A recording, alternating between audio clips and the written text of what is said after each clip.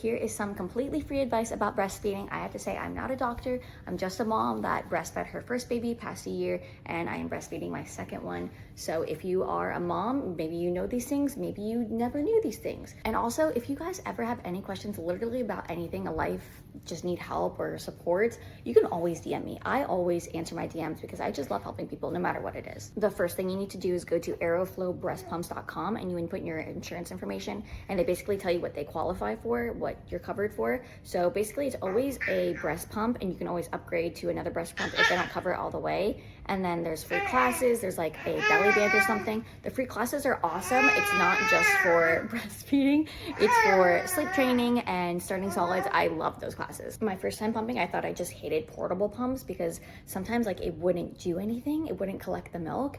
And then my second time I got a different portable pump, and it came with this, which is like a flange. Using this, it collects it every time. So I don't know if that's what happened. I just didn't have this before, but it definitely helped me. I do prefer the wall pumps though. You don't have to constantly check if it's pumping, and I feel like they suck so much better. Before anything else, give yourself so much grace with breastfeeding. Like, it's not a difficult job to do, and you're doing it for a really long time, multiple times a day. Right when the baby comes out, try to get them to latch. Don't be discouraged by the nurses and think, oh, she's not hungry, she's not hungry, she's tired. Like, keep trying until they latch, because then it's gonna be harder for them later. I have experience with that and friends that did the same.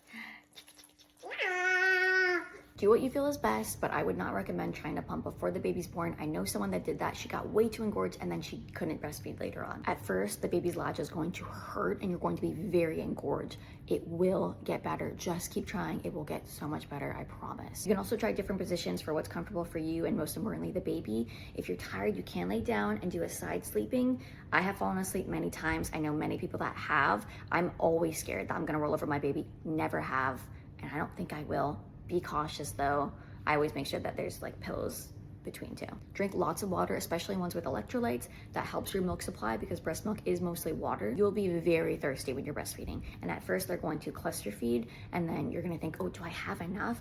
I would just like squeeze it to make sure milk is coming out, to make sure that it's still there, but it's always there and you will always make more. I feel like the best way to help them latch if they're having trouble is just to take your boob and like put it in their mouth, kind of like squeeze it like this rather than pushing your face to them. That kind of helps angle it inside their mouth and helps the latch a little bit better. To build up your supply, again, drink lots of water, but also just feed them often, especially when you see the signs, which is like, that's them wanting to eat. So just keep nursing them, and that will build up your supply to meet their demands. At about 3 months is when you can kind of start sleep training them, maybe a little bit before, but then you can start feeding them every 3 hours or every 4 hours, depending on how hungry the baby is, and then keep that consistently, and that definitely helps with sleep training. Your milk should not stay out in room temperature for more than 4 hours. It should not stay in the fridge for more than 4 days, and it should not stay in the freezer for more than 6 months. So live by these rules. Some people are gonna say it varies. Sure, do whatever you want. That's what I live by. That's the research and what my pediatrician told me. But other people say otherwise.